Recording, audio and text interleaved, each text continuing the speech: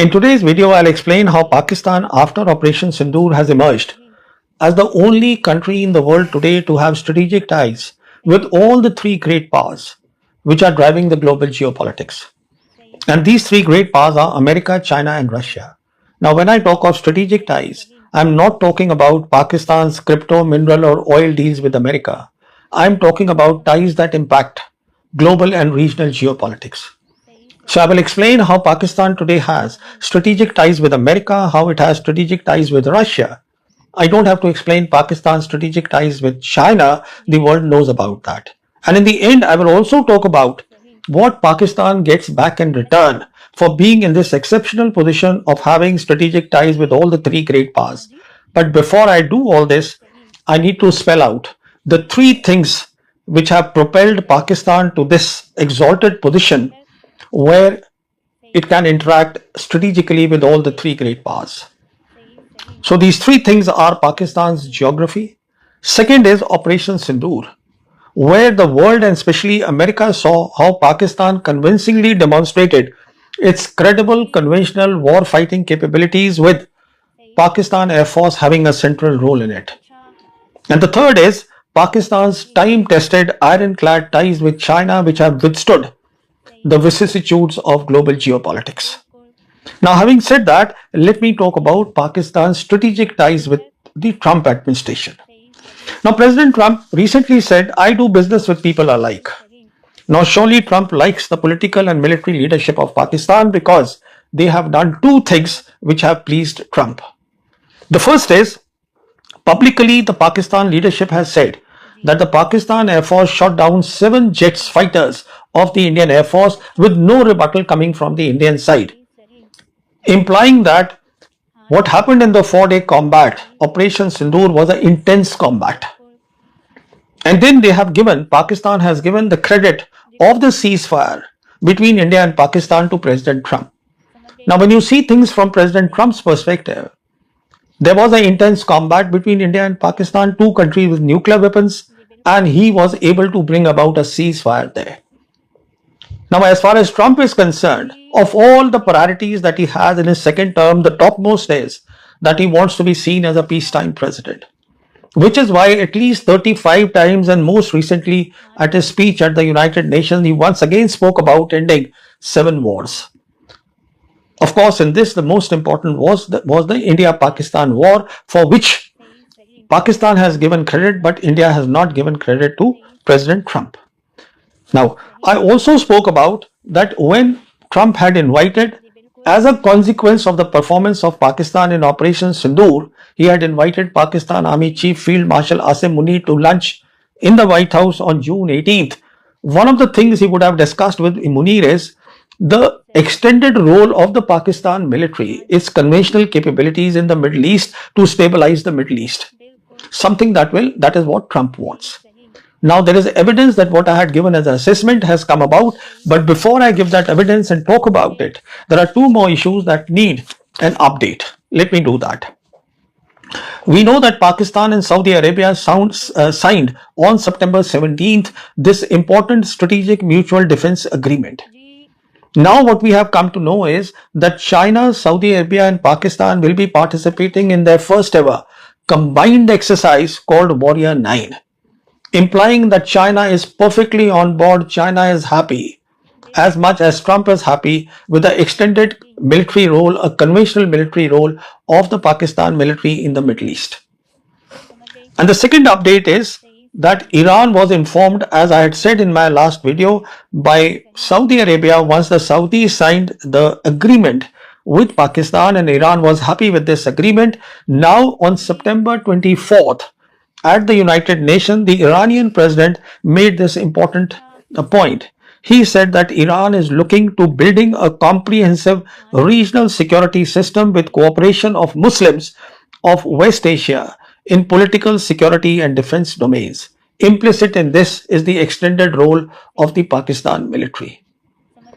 Now, with this as the backdrop, let me come to the strategic ties between Trump and Pakistan. Now, on September 23rd, Trump held a very important meeting on the sidelines of the United Nations of 8 Islamic and Arab nations, which Trump called was the most important of his 23 meetings that he had held on the sidelines of the UN session. And in this, he discussed his 21 point peace plan for Gaza. Because as everybody knows that in Middle East, Trump wants peace, but unfortunately, it is Israel that runs America's foreign policy in the Middle East. So he discussed his 21 point peace plan with these countries: Qatar, Turkey, Saudi Arabia, Pakistan, Indonesia, Egypt, UAE, and Jordan. Pakistan was present here. Not only that, Trump thought it appropriate to then invite, after this meeting, the leadership of Pakistan to the White House to have further discussions to see their central role, a strategic role in the Middle East. Therefore, on September 25th, Prime Minister Shehbaz Sharif and Army Chief Field Marshal Asim Munir, they met with President Trump in White House, where Vice President Vance and Secretary of State Marco Rubio were also present. 3 strategic issues would certainly have been discussed then. One, of course, is Pakistan's role for stabilization of the Middle East, Pakistan's military role. Second is Iran. Now, as I have said so many times in my earlier videos, nobody understands Iran better than Pakistan. And Iran is what troubles and bothers Trump. So that would have been discussed. And the third issue on the table was the Bagram Air Base. The Americans are very keen to get this. Trump is very keen, and Trump would have sought Pakistan's help in this, which of course Pakistan is not willing to do. And therefore, the same day on September 25th, a meeting was held of 4 countries concerning Afghanistan issues, and these 4 countries are China, Russia, Iran, and Pakistan, where a joint statement was issued that no outside military base, implying a military base of America or of NATO countries, will be acceptable in Afghanistan to these 4 countries. So please understand, these 4 countries matter and they work together: China, Russia, Iran, and Pakistan. So it is very clear that as far as President Trump is concerned, he has given a strategic role to Pakistan for stabilization in the Middle East. That's one. Now coming to Pakistan's strategic ties with Russia. Now you see, these ties have been underplayed. The reality is these ties are evolving very fast and at 2 levels.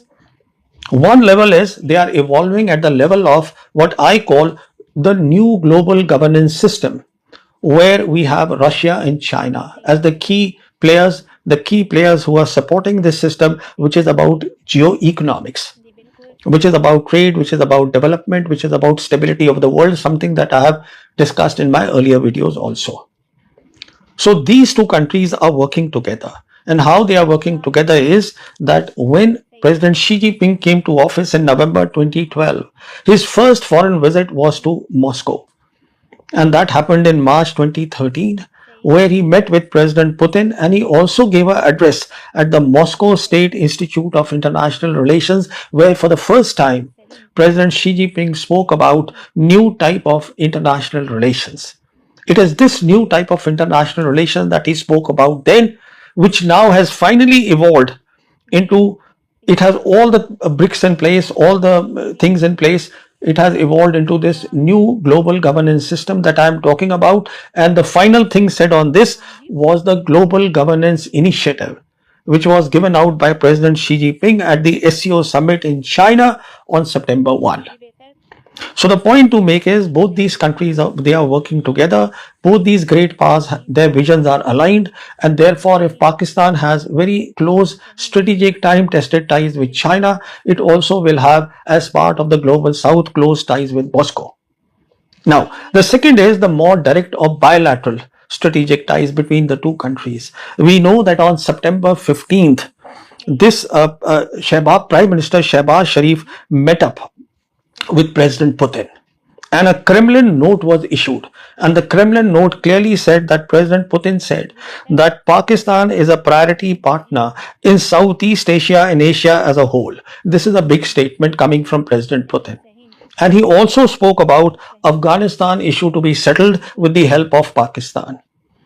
So this is the strategic role. Pakistan, as far as Moscow is concerned, has a big role to play in stabilization in Afghanistan.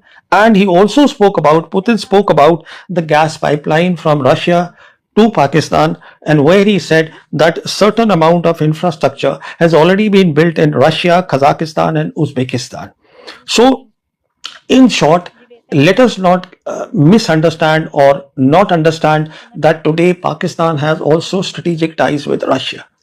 So it has strategic ties with all the three great powers. And what does Pakistan get in return? Well, it gets more reach and more grasp. What is reach? Reach is what we call an area of interest of a nation, which means that those countries or that area where a particular country is interested in having deep political and economic relations and connectivity. That is the reach part. So today Pakistan's reach, because of this, the relationship it has, it goes beyond South Asia to the Middle East, to the Central Asian republics, and even to Southeast Asia, where Russia and China both are very keen that Pakistan have a role there, a role of reach. And the second is grasp. Grasp is what we call the area of influence. That is how far your military capabilities can extend to protect your interest. So it is the area of influence. And this is, as far as Pakistan is concerned, post Operation Sindoor, it goes beyond South Asia to the Middle East and to the Western Indian Ocean region, where I have already done videos explaining how Bangladesh, Pakistan and China, they have come together for the security of the Western Indian Ocean region. Now, recently, the Pakistan Defense Minister was asked recently that Pakistan today has close ties with both America as well as China. Which of these is more important? And he said, well, Pakistan has durable and long-standing ties with China. The thing is that Pakistan today not only has ties with China, Pakistan has taken the right step of being on the right side of geopolitics, because it today has ties with the new global governance system, which I have said is supported by China and Russia. And when we understand this, two things become very clear. The first thing that becomes very clear is that when we look at this system, the new system that I am talking about, this is about partnership. In this system, the whole thinking is that all the countries have total freedom to see who they want to build their relations with, so long as they are aligned with the thinking of the new global governance system. So it is in this context that China and Russia simply have no problems of Pakistan's strategic role with America. And the second point is, as far as America is concerned, America foreign policy, it changes every 4 years, which is not the case with Russia or China, where there is an institutional thinking. So the point to make is that Pakistan today is in a good position. It earlier made the right choice of being grounded with the correct